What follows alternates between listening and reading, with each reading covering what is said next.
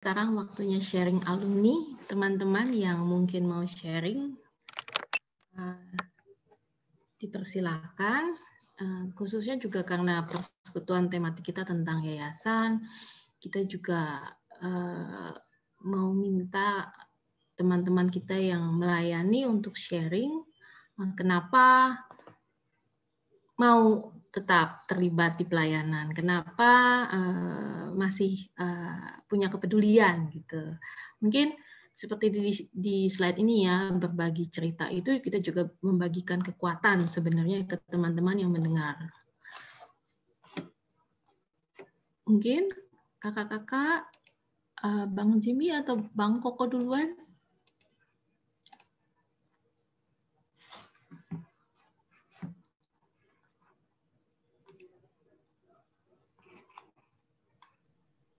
Bang Koko? Atau Bang Jimmy dulu ya? Bang Jimmy udah buka.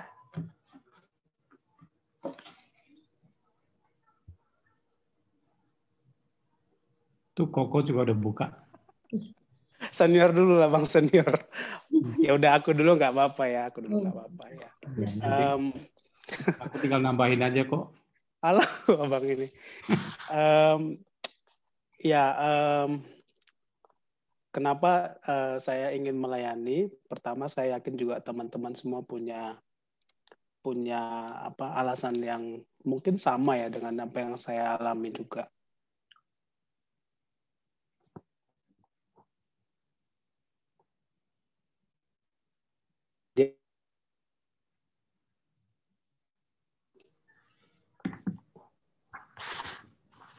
Agak putus-putus, Bang. Soalnya di Bromo dia. Oh iya, di Bromo. Sinyalnya. Bang Koko.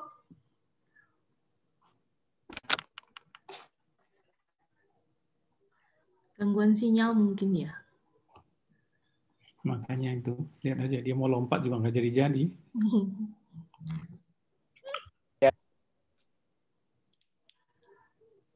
Halo. Halo Bang, agak putus Bang tadi Bang, hilang Bang.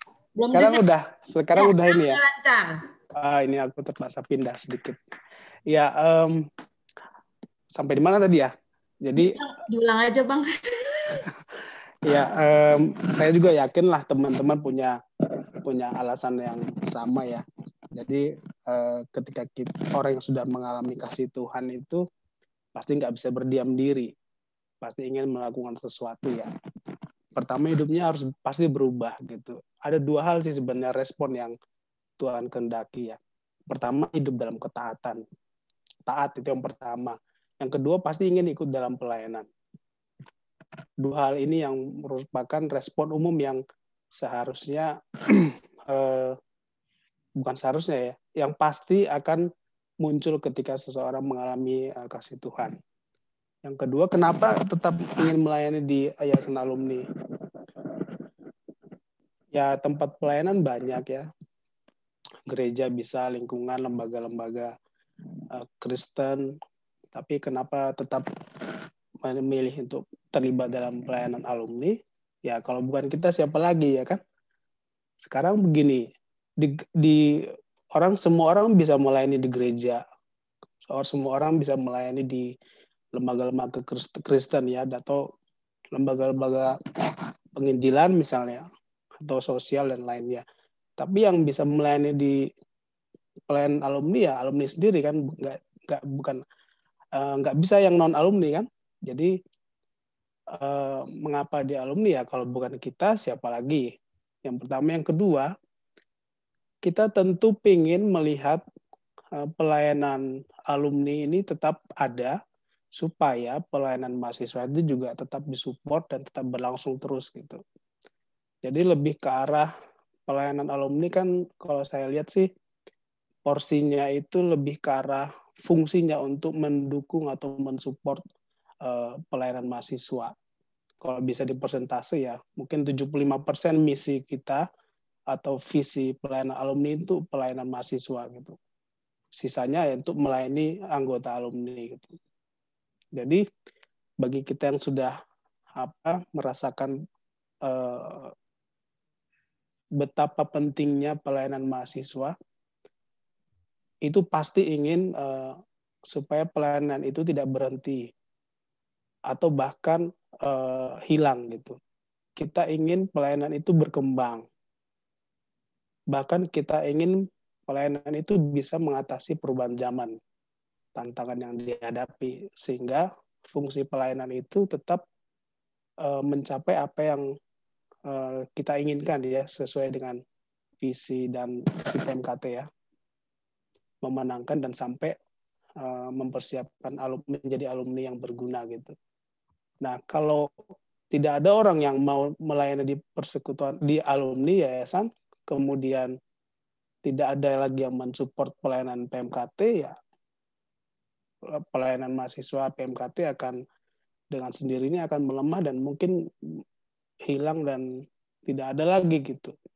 Nah, jadi harus ada orang yang ikut tetap menjadi atau melayani di alumni ya, alumni. Tapi kapan dan di mana posisinya itu perlu memang pergumulan masing-masing, karena di alumni sendiri banyak tempat yang mungkin ada yang tempat yang tepat buat kita, ataupun ada tempat yang tepat buat orang lain gitu.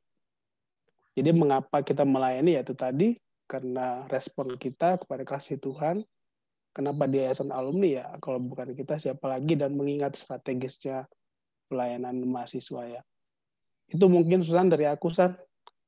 Mungkin Bang Jimmy bisa menambahkan. Luar biasa. Visinya berhasil, Bang. Contohnya Bang Jimmy gimana? Sudah sama? Bang Jimmy. Ya memang gimana ya, kalau yang dibilang Koko tadi itu ya memang pelayanan mahasiswa itu ya penting banget itu, dan itu memang dari awal ya. Terus yang di dalam mindset saya udah seperti kayak gitu. Terus yang kedua, kalau dibilang ya memang pelayanan ini udah nggak bisa berhenti gitu. Udah nggak bisa berhenti. Jadi karena pelayanannya nggak bisa berhenti ya, saya merasa bahwa diri saya juga nggak bisa berhenti gitu. Karena saya merasa bahwa kemarin Wedin Matu gitu, saya yang ngomong di awal gitu kan. Terus dulu Kak Ling juga saya ngomong, Niken saya ngomong, Hengki saya ngomong, Antok saya ngomong. Nah, terus saya pergi gitu. Gimana caranya gitu kan? Jadi ya udah bikin kontrak sama-sama aja sama mereka terus gitu. Ya sesimpel itu kadang-kadang. Cuman memang begini, pada waktu Susan kemarin tanya gitu, kenapa sih? Maksudnya gini, kasih Bang sharing dong. Sharing apa San? Aku bilang kan. Oke, kenapa masih melayani di yayasan gitu ya, di pelayanan mahasiswa, alumni gitu. Saya mikir-mikir gitu, ada yang berubah nggak sih gitu, ada yang berubah dari awal gitu kan, dari awal dulu mengambil keputusan di pelayanan ini gitu, bukan di gereja dan di tempat yang lain gitu, walaupun mungkin sering ada tawaran gitu. Rasanya sih tetap aja gitu, tetap aja saya nggak dapat jawaban-jawaban lain bahwa kenapa saya harus tetap di sini. Tetap saja bahwa kalau dibilang kenapa sih melayani ya, saya merasa bahwa sampai sekarang memang seperti Koko tadi bilang bahwa ya saya merasa tetap berhutang bahwa Tuhan itu sudah baik, ya selalu duluan untuk melakukan kebaikan gitu ke dalam hidup saya gitu. Bahwa saya merasa apa yang terjadi sampai saat ini yang saya alami itu tidak lepas dari konsistensi kebaikan Tuhan itu. Walaupun mungkin saya secara personal adalah orang yang juga jatuh bangun seperti kayak gitu ya. Cuman mungkin buat apa? Ya pastilah dalam kehidupan itu pasti akan banyak sekali gelombang-gelombangnya seperti kayak gitu. Tetapi yang pasti bahwa saya tetap melihat bahwa Tuhan yang saya kenal dulu di pelayanan mahasiswa di Jogja itu adalah Tuhan yang tetap sama sampai sekarang di dalam personal relationship-nya saya gitu. Jadi secara personal seperti itu. Saya mengenal adalah pribadi yang masih sama terus-menerus, bagaimana dia itu tetap setia dengan kasihnya gitu. Itu yang kalau dilihat secara personal di luar yang pertama tadi itu tentang pentingnya pelayanan mahasiswa ya, bahwa ya terutama misalnya seperti pandemi sekarang ini, saya melihat bahwa banyak hal yang bisa kecapai itu, dan saya nggak bisa ngelepasin gitu bahwa itu adalah memang Tuhan yang berkarya gitu. Misalnya di kerjaan saya sekarang banyak proyek-proyek yang bisa dijalankan kayak gitu, dan orang kadang-kadang bertanya misalnya, oh kok bisa ya achieve yang ini. Saya merasa bahwa nggak pernah bisa dilepaskan itu bahwa Tuhan yang berkarya terlebih dahulu, berikan hikmat dan kemampuan untuk melakukan itu. Sudah refleks begitu saja bahwa memang ada ide-ide apapun itu adalah tidak bisa dilepaskan dari memang kebaikan Tuhan. Nah, dari satu sisi tadi seperti Koko tadi bilang bahwa Tuhan memang memanggil juga untuk melakukan pelayanan gitu, dan saya memang orangnya adalah orang yang fokus gitu. Dalam arti seperti gini, kalau dari dulu saya itu kalau memang pegang satu pelayanan ya fokus aja gitu. Fokus, dan mungkin kalau Anda tanya gitu, ini baru pertama mungkin ya, saya ngomong juga gitu ya. Kenapa sih saya mau di pelayanan kayak model seperti kayak gini, bukan di gereja gitu. Kan saya merasa bahwa di sini nih challenge-nya besar banget gitu secara personal. Dan itu membentuk diri saya banget gitu. Karena apa? Kalau di gereja itu masih kadang dilihat orang gitu. Ya. Jadi masih ada title-nya gitu. Ya. Masih dihormatin gitu. Tapi kalau di sini kan yang paling sering itu kan pengorbanan sebenarnya. Iya kan nggak, San? Betul nggak, San? Ranu gitu. Kadang yang disalah mengerti, kadang yang iya banyak. Kalau saya udah berapa tahun nih ya di pelayanan ini. Ya, dan saya merasa bahwa ini paling pas gitu. Kenapa? Karena di sini kita nothing gitu, nggak ada sesuatu gitu, nggak ada sesuatu, dan banyak orang-orang pintar juga, dan orang-orang yang hadir juga itu adalah ya sebentar nanti hilang, sebentar hilang kayak gitu ya. Bukan hilang dalam arti maksudnya itu kita tuh ketemu dengan banyak orang banget yang kadang-kadang Tuhan izinkan itu dalam perjalanan yang singkat-singkat seperti kayak gitu, sudah itu ya udah gitu. Baru lagi sehingga kita itu sebenarnya nggak bisa jadi nggak dia ya memang nggak akan pernah bisa dianggap orang menjadi sesuatu yang apa namanya, yang bisa punya privilege sesuatu gitu di sini gitu ya.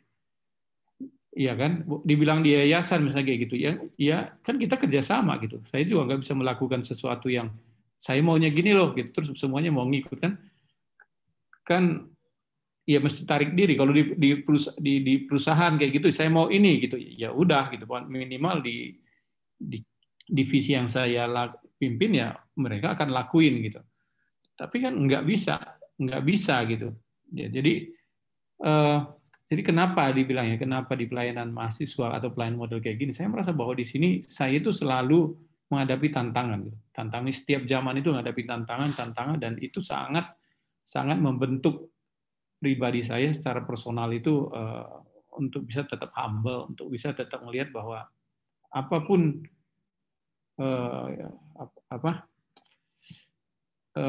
ngelihat bahwa memang ya ya role modelnya kayak Tuhan, seperti Tuhan Yesus saja, memang nggak ada sesuatu yang perlu dipertahankan gitu. Jadi itu hal yang lain yang selama ini yang saya lihat bahwa kenapa paling cocok buat saya itu pelayanan di model-model seperti ini ya. Jadi banyak secara personal membentuk saya. Terus yang berikutnya saya memang melihat bahwa Tuhan itu konsisten terus, bagaimana menolong, bagaimana menyediakan segala sesuatu yang saya butuhkan, bagaimana memegang pada saat-saat saya ya seperti lagu tadi itulah ya, pas banget gitu sebelum tadi ini, bahwa saya betul-betul perhatikan tadi itu, dan saya merasa saya mengalami apa yang ada di lagu itu. Jadi itu yang membuat mungkin sama dengan Koko tadi juga ya, bahwa kenapa tetap melayani dan kenapa tetap di pelayanan alumni di luar tadi yang Koko ceritakan. Memang pelayanan saya sangat dari dulu di mindset saya itu adalah pelayanan mulai dari siswa, mahasiswa, alumni, karena kaum terdidik itu adalah sebenarnya pelayanan yang sangat menentukan ke arah mana pengaruh orang-orang percaya di tengah-tengah lingkungan bangsa kita itu. Saya kira itu sih yang tambahan dari Koko tadi itu, San. Terima kasih, Bang. Iya, Bang. Jadi berbagi juga berbagi kekuatan. Saya sedikit menambahkan juga dengan melihat kakak-kakak di atas saya yang terus melayani, terus terus berbuat, terus menjadi kesaksian. Saya juga dikuatkan gitu. Saya juga dikuatkan untuk mengerjakan apa yang saya dapat bagian gitu. Maksudnya dan saya juga pernah dapat kesempatan yang lebih muda dari saya juga mengatakan itu. Oh, kakak masih ini. Nah, ya nggak nyangka, padahal kita berbuat mengerjakan itu sama sekali tidak berharap dilihat atau apa. Tapi ya saya juga mengatakan melihat kakak-kakak ini juga buat saya pribadi itu juga jadi inspirasi gitu. Maksudnya tidak sibuk dengan kehidupan pribadi atau apa, tapi masih ada kepedulian untuk melayani, untuk masih terus berbuat, meninggalkan pengaruh untuk adik-adik atau yang lain. Terima kasih kakak-kakak. Sekarang kita akan masuk ke doa syafaat. Ayat emas kita pada hari ini, janganlah hendaknya kamu khawatir tentang apapun juga, tetapi nyatakanlah dalam segala hal keinginanmu kepada Allah dalam doa dan permohonan dengan ucapan syukur. Damai sejahtera Allah yang melampaui segala akal akan memelihara hati dan pikiranmu dalam Kristus Yesus. Untuk doa syafaat, saya serahkan kepada yang bertugas. Baik, kakak-kakak, mari kita bersatu di dalam doa. Bersukacitalah dalam pengharapan, sabarlah dalam kesesakan, dan bertekunlah dalam doa. Ya Tuhan Allah, kami mengucap syukur Bapa bagi bangsa dan negara Indonesia di awal tahun ini Tuhan. Kami boleh menyongsong harapan baru dengan dimulainya vaksinasi COVID-19. Saat ini Bapa, kami berdoa untuk para pemimpin negara ini, dari presiden hingga sampai pemimpin di lingkungan kami Tuhan, supaya Tuhan berikan hikmat dalam memimpin, dan Tuhan juga melindungi dan mengarahkan dia untuk bisa melindungi dan menolong rakyat yang kesulitan. Kami juga berdoa Tuhan untuk proses pengadaan vaksin sampai pada pendistribusiannya agar bisa berjalan lancar dan aktivitas masyarakat bisa segera pulih. Kami berdoa juga Tuhan bagi tenaga kesehatan yang berjuang di garis depan. Kiranya Tuhan memberikan mereka perlindungan, kesehatan, kekuatan, dan semangat dalam menangani saudara-saudara kami yang menderita COVID. Dan untuk seluruh warga negara yang terkena COVID, kami berdoa Tuhan kiranya diberikan kesembuhan, pemulihan, dan agar kasus penyebaran bisa mereda dan Indonesia bisa menangani virus COVID Corona ini. Kami juga ingin menaikkan doa kami Bapa bagi saudara kami Tuhan yang mengalami bencana alam di Sulawesi Barat dan juga banjir di Kalimantan Selatan, tanah longsor di Sumedang dan Bogor, serta peristiwa jatuhnya pesawat Sriwijaya Air Tuhan. Kami tidak tahu Bapak sampai saat ini apakah ada alumni kami Bapak yang mengalaminya, tapi kami ingin berdoa Tuhan, kiranya Tuhan memberikan kesembuhan bagi bagi korban luka, kekuatan bagi keluarga yang ditinggalkan, serta kami berdoa Tuhan bagi koordinasi dan pemerintah yang menanganinya. Kiranya Tuhan juga memberikan kami kesatuan hati untuk peduli dan menolong saudara-saudara kami yang sedang dalam bencana. Selanjutnya kami Tuhan juga mendoakan untuk pelayanan Yayasan Alumni dan juga PMKT yang Tuhan taruh di tengah-tengah kami. Kami berdoa agar kiranya pelayanan ini terus menjadi berkat, serta bisa memenangkan mahasiswa dan membina mereka menjadi alumni yang takut akan Engkau. Kami juga berdoa Tuhan agar kami sebagai alumni boleh menjadi garam dan terang di tengah masyarakat. Kami boleh menjadi saksi Bapa untuk memuliakan nama-Mu. Saat ini kami juga menaikkan doa Tuhan untuk para pengurus yayasan, badan alumni, badan pengawas, untuk pengurus PMKT, agar Tuhan memberikan hati kepada kami untuk melayani dengan kerendahan hati dan juga semangat untuk mengerjakan panggilan-Mu. Tak lupa kami juga berdoa Tuhan untuk kakak staf kami Tuhan, Kak Anto, Kak Hengki, Kak Ling, Kak Niken, dan juga Kak Welin dalam aktivitas mereka sehari-hari. Kiranya Tuhan memberikan kesehatan, kekuatan, sukacita, dan damai sejahtera di dalam peran mereka mendampingi mahasiswa dan juga alumni. Terkhusus Tuhan untuk Kak Welin, kami bersyukur Bapak atas ujian proposal yang tahun lalu bisa lulus, dan kami juga berdoa untuk kedepannya Tuhan memberikan pertolongan dalam aktivitasnya menjalani pelayanan sebagai staf mahasiswa di PMKT. Kami juga berdoa Tuhan untuk Kak Welin dalam penyelesaian penelitian dan ujian akhir tesis agar bisa selesai tepat waktu. Demikian juga untuk keluarga besar dari Kak Welin yang terkena positif COVID. Tuhan, kami berdoa agar kiranya bisa lekas pulih. Bapak, saat ini kami juga berdoa Bapak untuk kehidupan keluarga alumni selama kondisi pandemi ini Tuhan. Kami berdoa agar kiranya tetap dalam keadaan sehat, semangat, dan bisa saling terhubung melalui online dan dibangun teguh di dalam Kristus. Kami juga berdoa Tuhan bagi pergumulan hidup alumni kami Tuhan, yang mungkin mereka mengalami kesulitan ekonomi, kesulitan usaha, pekerjaan, mengalami kelemahan tubuh, sakit penyakit, mengalami persoalan rumah tangga dan keluarga. Kiranya Tuhan menolong mereka dan membukakan jalan keluar dari semua persoalan. Kami juga berdoa Tuhan bagi alumni kami yang mengalami kedukaan pada seminggu yang lalu Tuhan, atas berpulangnya salah satu anggota keluarga. Kami berdoa untuk Kak Sinta Sitanggang, kami berdoa untuk Kak Christine Lukito, kiranya Tuhan memberikan kekuatan dan penghiburan kepada keluarga yang ditinggalkan. Demikian Tuhan, setiap doa syafaat yang kami serahkan, dan kami menaikkan ke dalam satu nama Tuhan Yesus Kristus, kami berdoa, amin. Terima kasih untuk pokok doa syafaatnya. Berikutnya kita akan memasuki renungan hari ini yang akan dipimpin oleh Kak Welin. Untuk Kak Welin, waktu dan tempat dipersilakan. Baik, terima kasih Susan. Sebelum kita merenungkan firman Tuhan, mari kita berdoa. Bapa yang penuh kasih, terima kasih Tuhan kalau kami ada sebagaimana kami adanya karena anugerah Tuhan, karena kebaikan Tuhan.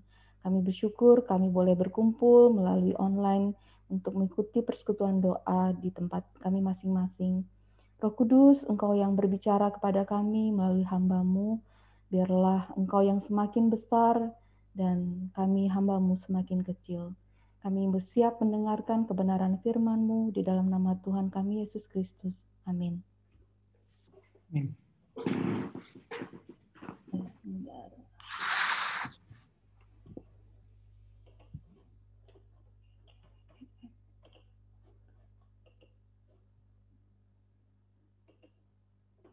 Ya, apakah sudah terlihat kakak-kakak abang?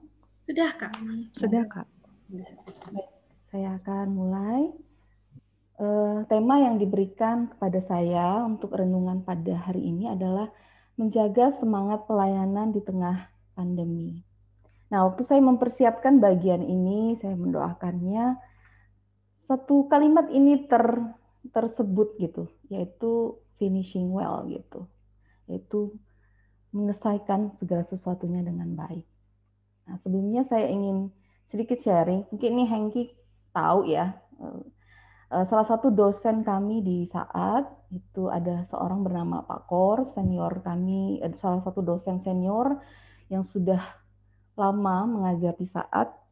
Beliau senang sekali menceritakan tentang budaya Israel. Dia seringkali membawa barang-barang Israel yang jadi membuat mahasiswa itu bisa mempunyai gambaran, oh seperti ini tuh kehidupan bangsa Israel. bahkan sampai bawa buah ara itu sampai ke Indonesia, sampai ditanam di Malang. Nah, Pak Kor, saya sharing ya dengan teman teologi yang mengambil kuliah Pak Kor, ada sebuah kisah yang sederhana tetapi sangat berkesan sekali, sehingga saya selalu mengingatnya dan saya ingin membagikannya pada teman-teman, kakak abang sekalian. Yaitu di dalam hidup ini selalu ada awal dan selalu ada akhir ya.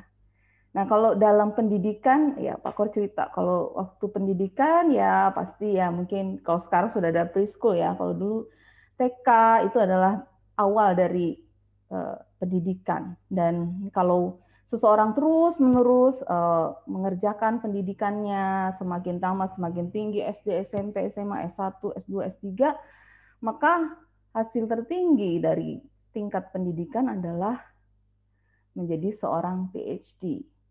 Ya, PhD, Doctor of Psychology,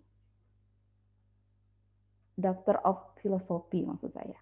Dan bagaimana kemudian Pak Kor bertanya, terus kalau hidup kita apa dong ya yang finishing yang tertinggi gitu ya, kalau kita kuliah paling tinggi mentok-mentoknya kan PhD. Nah, di sini ya pasti dimulai dari kita lahir ya ke dunia ini, dan dalam kehidupan spiritual kita mesti lahir baru, kita mesti menerima Kristus menjadi Tuhan, juru selamat kita, lalu kita bertumbuh dari anak-anak rohani sampai kita menjadi dewasa rohani, dan finishnya apa? Gelar apa yang kita dapatkan? Wah, saya penasaran gelar apa yang kita dapatkan ya. Terus Pak Kor bilang WD. Wah, WD apa ya? WD itu apa ya? Kalau tadi PhD, ini WD. Ternyata adalah well done. Well done, thou good and faithful servant. Jadi WD inilah yang disebut finishing well, yang semua kita, siapapun anak Tuhan pasti ingin mencapainya. Nah, teman-teman, di saat yang bersamaan ketika saya merenungkan bagian ini, salah satu dosen saya yang sampai sekarang terus menjadi mentor saya, Pak Paul Gunadi, sekarang ini sedang berada di Amerika, juga dalam salah satu khotbahnya menerangkan tentang finishing well juga gitu. Dan diambil dari 2 Timotius 4 ayat 7-8, saya bacakan, I fought the good fight. I have finished the race, I have kept the faith. Finally, there is laid up for me a crown of righteousness, which the Lord, the righteous judge, will give to me on that day. And not to me only, but also to all who have loved his appearing. Dan dalam bahasa Indonesia pasti kita sudah sering mendengar ini ya, biasanya ini ada di obituari atau biasanya ada di makam seseorang gitu ya. Saya bacakan, aku telah mengakhiri pertandingan yang baik. Aku telah mencapai garis akhir dan aku telah memelihara iman. Dan sekarang telah tersedia bagiku mahkota kebenaran yang dikaruniakan kepadaku oleh Tuhan, Hakim yang adil pada harinya. Tetapi bukan hanya kepadaku, melainkan juga kepada semua orang yang merindukan kedatangannya. Nah, kakak-kakak, abang semuanya, surat 2 Timotius ini dibuat oleh Rasul Paulus ketika dia sudah tua dan dia sudah melayani Tuhan selama berpuluh-puluh tahun, sejak dia menjadi orang yang Tuhan panggil, Tuhan tangkap dalam hidupnya. Dia berada di penjara waktu itu, di penjara Romawi, dan surat ini ditujukan kepada anak rohaninya, pada orang yang selama ini melayani bersama dia, orang yang dia rasakan akan meneruskan panggilan untuk memberitakan Injil Kristus, yaitu Timotius. Sebentar. Nah, Paulus ini dipenjara di Romawi, dan ini adalah surat terakhir Rasul Paulus sebelum dia akhirnya dihukum mati oleh Kaisar Nero, dipenggal, Bapak Ibu, kakak adik, ya, dipenggal oleh Kaisar Nero karena memberitakan firman Tuhan. Dan dia mengirimkan surat ini kepada Timotius, anaknya, anak rohaninya yang ada di Efesus. Nah, adapun tema di dalam 2 Timotius ini secara garis besar itu dikatakan sebagai cara untuk tetap kuat di tengah peradaban yang sedang runtuh saat itu, ya, kehidupan kacau balau ya, dan dikuasai oleh Romawi, kejahatan di mana-mana, moral sangat bobrok gitu ya. Dan itu terjadi di sekitar kira-kira 68 Masehi. Jadi ya hampir 2000 tahun yang lalu. Dan itu ternyata keadaannya sama dengan apa yang kita alami sekarang. Tidak ada yang baru di bawah matahari ini. Dan tantangan ini juga berlaku pada kita masa kini. Nah, kemudian salah satu buku statement mengatakan inti dari surat Timotius ini adalah ajaran untuk memelihara kebenaran, untuk menjadi kuat di dalam Tuhan, untuk menghindari perangkap dan jerat kehidupan, serta memberitakan firman Tuhan. Nah, ini adalah surat 2 Timotius yang dibagikan. Nah, di dalam 2 Timotius 4 tadi ayat 7, finish the good fight. The good fight-nya apa ini maksudnya? Pertempuran yang baik, pertempuran melawan apa? Ternyata dari khotbah Pak Paul itu pertempuran melawan temptation and sin, melawan godaan dan dosa yang selalu ada dalam kehidupan kita. Dan itu memang baik untuk kita. Kenapa? Karena itu akan menjadi path of holiness, akan membuat kita berada di dalam alur untuk hidup dalam kekudusan. Karena Tuhan berfirman, kuduslah kamu sebab aku kudus. Jadi, finish the good fight berarti kita terus berjuang melawan godaan dan dosa yang tidak pernah akan ada sampai kita mencapai garis akhir, selalu akan ada. Selanjutnya, finish the race. The race ini berarti ada perlombaan atau ada lintasan. Sehingga yang diperlukan adalah endurance. Endurance ini adalah ketahanan. Ketahanan yang membuat seseorang itu bisa faithful till the end. Jadi bisa setia sampai pada akhirnya. Nah, ini 2 hal ini yang membuat seseorang bisa mencapai garis akhir dalam kehidupannya. Nah, pertanyaannya bagaimana seseorang itu bisa memiliki garis akhir yang finishing well? Itu terletak dari sebenarnya di mana sih hati kita itu berada? Apakah hati kita itu mengasihi dan mengikuti dunia dengan segala daya tariknya, dengan segala kenikmatannya, ataukah kita mengikuti kedagingan kita, mengikuti perasaan kita, mengikuti misalnya kita merasa kecewa atau kita merasa terluka dan sebagainya? Apakah itu yang kita cintai atau yang kita pilih? Ataukah kita akan memilih mengasihi dan mengikuti Tuhan Yesus? Tuhan Yesus yang adalah Tuhan dan Juru Selamat kita. Nah, bila kita memilih untuk mengasihi dan mengikuti Kristus, berarti fokus utama kita, fokus tujuan hidup kita adalah Kristus itu sendiri. Jadi bukan kita lagi yang utama, tetapi Kristus. Nah, saat ini pada di tengah pandemi ini ya kita juga semua merasakan ya, bahkan seluruh dunia merasakan sesuatu yang tidak pernah kita bayangkan tapi terjadi, di mana kesehatan sangat dipertaruhkan ya. Kita tidak tahu siapa yang sehat, siapa yang sakit. Dan itu membuat kita selalu waspada. Kita juga mengalami krisis ya, baik secara ekonomi. Saya nggak tahu apa ada di antara alumni atau mungkin keluarga dari mahasiswa yang juga pastinya terimbas secara ekonomi yang membuat mereka mesti beradaptasi dengan keadaan ini. Dan pastinya kita tidak asing dengan hal ini, tidak asing dengan di depan layar, baik bekerja, baik kita berkuliah ya. Sudah hampir setahun kita melakukannya. Pastinya ada rasa jenuh, ada rasa rindu untuk bisa berelasi secara langsung. Belum lagi ditambah dengan banyak sekali orang yang acuh, nggak peduli gitu ya. Kadang membuat itu gemes gitu kan ya. Nah, hal-hal seperti ini bisa membuat kita menjadi lemah, bisa membuat kita jadi patah semangat, bisa membuat kita itu nggak aktif lagi nih dalam pelayanan atau dalam apa yang Tuhan percayakan kepada kita. Karena banyak sekali waktu, banyak sekali pikiran kita yang tersita untuk menghadapi pandemi saat ini. Nah, bagaimanakah cara kita mempertahankan semangat itu tadi? Tentu saja Bagaimana relasi kita dengan Tuhan itu menentukan secara signifikan bagaimana kita bisa setia dan kita bisa finishing well. Firman Tuhan berkata, apapun juga yang kamu perbuat, perbuatlah dengan segenap hatimu, seperti untuk Tuhan dan bukan untuk manusia.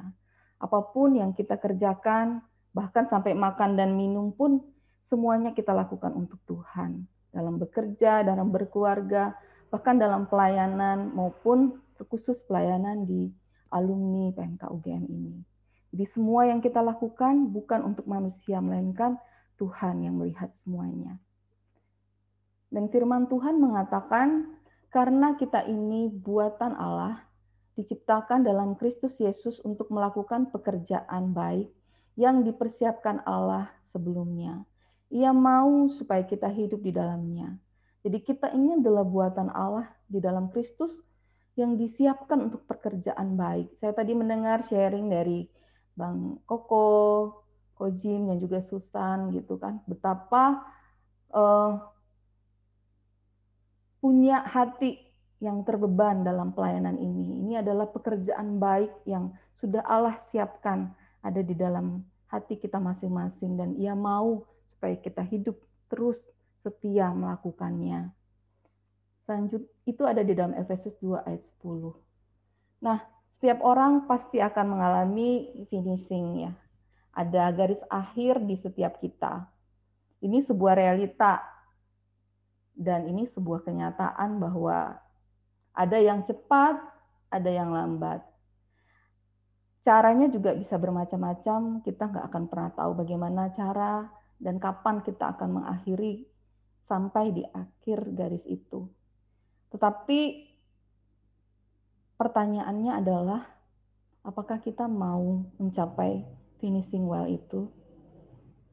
Apakah kita mau menerima crown of righteousness, mahkota kebenaran, yang ada juga tadi disebutkan dalam 2 Timotius 4 ayat 8. Seperti apa yang dikatakan oleh Rasul Paulus itu yang membuat dia bersemangat dan tidak pernah lelah melayani Tuhan, karena dia tahu di ujungnya ada sebuah harta yang tak ternilai, yaitu mahkota kebenaran itu.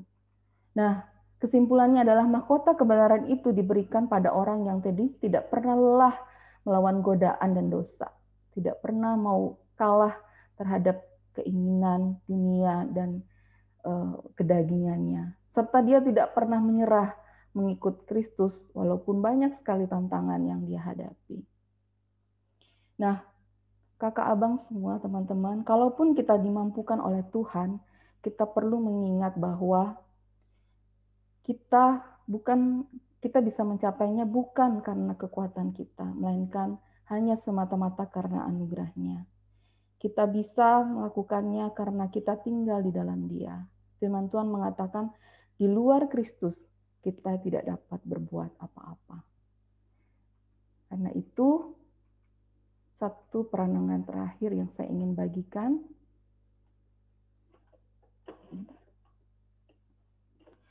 It is not how you start that's important. It is how you finish. Amin. Mari kita tutup dalam doa. Bapa, hamba-Mu selesai berkata-kata, tetapi Roh Kudus Allah terus berbicara di dalam hati kami, terus menuntun kehidupan kami, terus menegur kami, dan terus membuat kami bertumbuh di dalam kebenaran-Mu ya Tuhan. Kami percaya Tuhan, saat ini kehidupan kami ada di tangan-Mu, dan kami sungguh bersyukur untuk semuanya itu. Di dalam nama Tuhan kami Yesus Kristus, Juru Selamat kami berdoa. Amin. Ya, saya kembalikan kepada Susan. Amin. Terima kasih, Kak.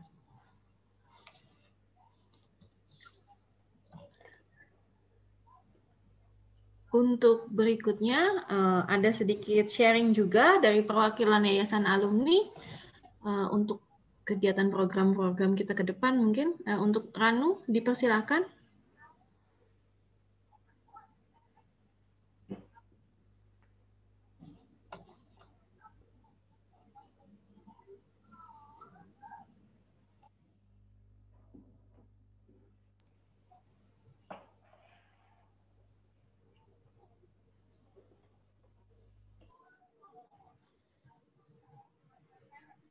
Oke, teman-teman, terima kasih. Kita mau membagikan sedikit aja sharing tentang apa yang sudah dilakukan di 2020 dan 2021 nanti agenda yayasan itu kurang lebih apa aja. Oke, saya langsung aja ya, mulai. Oke, teman-teman, sebelum kita masuk ke rencana kegiatan yayasan di tahun 2021, mungkin ada baiknya kita review dulu apa sih yang sudah dilakukan oleh yayasan di sepanjang tahun 2020. Oke, pertama kita mengadakan lomba logo yayasan yang baru. Ini adalah logo yayasan yang lama dan kita udah punya logo yang baru. Sebenarnya udah ditetapkan sih jauh-jauh hari beberapa bulan yang lalu, tetapi kita baru launching sekarang. Dan terima kasih buat teman-teman yang ikut berpartisipasi di dalam lomba logo ini. Totalnya ada 5 orang, 2 orang alumni dan 3 orang mahasiswa. Dan teman-teman semua ini mendapatkan hadiah tentunya ya dari yayasan. Terima kasih buat teman-teman yang sudah ikut serta. Kemudian apa sih hal lain lagi yang dilakukan oleh yayasan di sepanjang 2020? Berikutnya adalah kita punya pelayanan bersama dengan teman-teman Pasiromu dan Nebik dalam melayani anak-anak sekolah minggu di Desa Tandau, Palu, lokasi gempa beberapa tahun yang lalu. Di samping itu, kita juga mengirimkan APD ke beberapa rumah sakit yang ada di Jogja, Kalimantan, Sulawesi, dan Nusa Tenggara Timur. Ini yang kita lakukan waktu awal-awal COVID kemarin ya. Kalau teman-teman ingat, kita mengumpulkan sejumlah dana. Kemudian kita juga tetap melakukan persekutuan secara online, daring. Ada PD online, KTB online, dan juga di tengah-tengah itu kita menyelipkan webinar seputar COVID. Selain itu, kita juga punya kegiatan Work for Him, seminar dunia kerja pra alumni bersama dengan alumni. Temanya atau topik yang dibawakan itu setiap minggunya berbeda-beda. Ada mulai dari tentang profesional di pekerjaan, menjadi dosen, sampai menjadi ibu rumah tangga. Nah, lalu ada apa sih di tahun 2021 ini? Apa yang yayasan rencanakan? Oke, teman-teman, mungkin teman-teman sudah mendengar kabar bahwa kita menambah satu staf baru, dan itu adalah Kak Welin. Jadi di staf mahasiswa kita masih punya Kak Anto dan Kak Niken dengan tambahan Kak Welin. Jadi sekarang staf mahasiswa ada 3, dan kita juga patut bersyukur karena pada akhirnya kerinduan kita untuk memiliki staf alumni bisa terrealisasikan dengan adanya Kak Hengki dan Kak Ling yang akan menemani teman-teman pengurus di yayasan alumni dalam pelayanan ke depannya. Oke, ini aja gitu. Enggak, kita masih punya hal lain yang dimana itu adalah PR besar kita sama-sama yang pengen kita lakukan.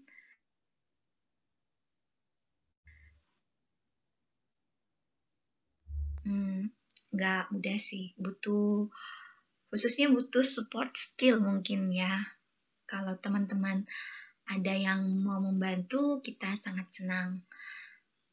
Ya, seperti yang kita ketahui bahwa tahun 2020 kemarin dan tahun ini, entah sampai kapan, kita harus terbiasa dengan sebuah kebiasaan baru, melakukan segala sesuatunya secara daring. Ya, at least kehidupan kita tidak persis samalah dengan yang sebelum-sebelumnya kita jalani. Ada perubahan-perubahan, dan salah satu yang menjadi kerinduan yayasan adalah di tahun ini kita sama-sama boleh punya sebuah platform yang akan membantu pelayanan ini lebih lagi di dalam melayani. Ya, mungkin di sana nanti akan ada tempat kita bisa mencari bahan KTB atau materi-materi lain yang jadi kerinduan kita, atau mungkin sekedar saling sharing usaha-usaha yang sedang kita lakukan, atau menjual produk-produk yang kita punya, teman-teman punya, dan kita boleh saling tolong-menolong di sana. Oke, ini yang menjadi doa kita bersama. Di samping sekarang kita sudah punya 5 staff yang harus kita dukung, kita juga punya platform ini, dan ya sangat diharapkan teman-teman partisipasinya bukan hanya dalam program tapi juga dalam kegiatan ya.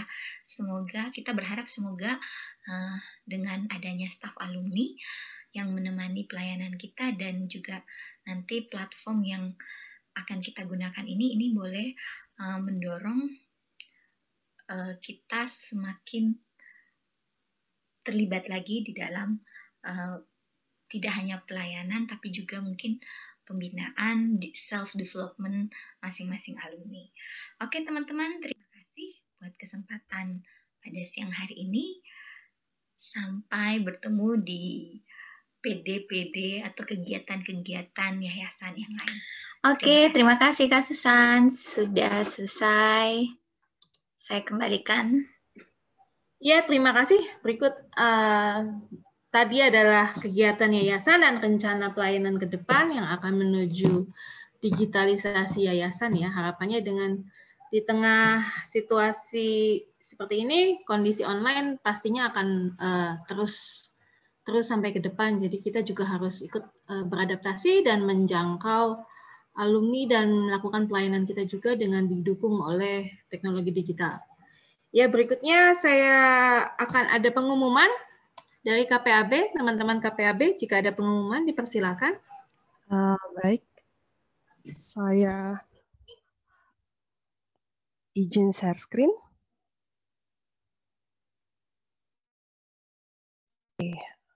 Baik teman-teman,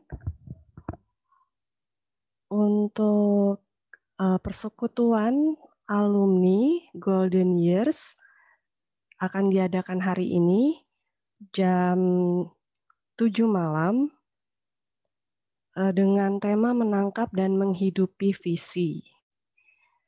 Ini khusus untuk alumni angkatan 2016 sampai 2011. Dan untuk selanjutnya kita akan tetap mengadakan persekutuan alumni dengan tema bahasa kasih anak. Narasumber yang akan membawakan tema ini adalah Pendeta Lena Sinulinggang dari MEBIK Indonesia. Ya, dan ini adalah IG untuk ya Kak Tegama. Itu aja Kak Susan dari pengumuman KPAB. Terima kasih teman-teman KPAB untuk acara persekutuan kita pada siang hari ini. Kita akan tutup. Mari teman-teman kita akan menutupnya dengan satu pujian. Sekarang akan berdoa untuk penutup. Mari teman-teman kita berdoa. Tuhan Yesus, terima kasih Bapak untuk acara siang hari ini Tuhan. Kami boleh berkumpul dengan saudari-saudari seiman kami Bapak untuk kembali diteguhkan, dikuatkan Bapak dalam apapun yang kami kerjakan saat ini Tuhan. Walau mungkin kami merasakan tantangan Tuhan dalam kehidupan kami sehari-hari di tempat kerja ataupun lingkungan sekitar kami. Ajari kami Tuhan untuk memiliki rasa percaya Tuhan bahwa tangan kami selalu dipegang teguh. Bahwa Engkau adalah Allah yang sama dari dahulu sampai sekarang dan sampai juga hari esok Tuhan. Biarlah Tuhan waktu boleh berlalu, masa boleh berganti, kiranya dunia boleh berubah-ubah peristiwa, tapi kami tetap yakin Tuhan mengandalkan tangan-Mu. Apa yang kami kerjakan Tuhan pada saat ini Tuhan, kiranya boleh berdampak pada lingkungan kami Tuhan, dan kami boleh menyelesaikan pekerjaan kami sampai pada akhirnya dengan baik, dan kami boleh memuliakan nama-Mu. Terima kasih Tuhan, kami tutup acara pada siang hari ini. Pimpin kami dalam aktivitas kami, dimanapun kami berada, jaga kesehatan kami, dan kami berdoa bagi saudara-saudara kami dimanapun mereka berada. Tuhan tutup bungkus mereka, jagai mereka dalam semua aktivitas mereka. Hanya dalam nama-Mu kami berdoa. Amin. Amin. Terima kasih teman-teman. Kita foto dulu sebelum selesai. Nah, terima kasih. Jangan lupa hadir kembali minggu depan, yang sharing Kak Lena ya. Ya, saya foto 1, 2, 3. Ya, terima kasih teman-teman untuk kehadirannya pada siang hari ini. Sampai bertemu minggu depan. Alam baru kelihatan. Oh, tadi udah dari tadi ya. Iya dong. Ntar aku forward ya. Logo baru. Oke. Kita pakai logo baru. Aku juga dong, Kak. Siapa? Ya, buat KPAB juga dong. Iya, Alam. Buat Alam sama Kak Hengki nanti aku forward. Sekarang kita sudah ada Kak Ling di alumni loh.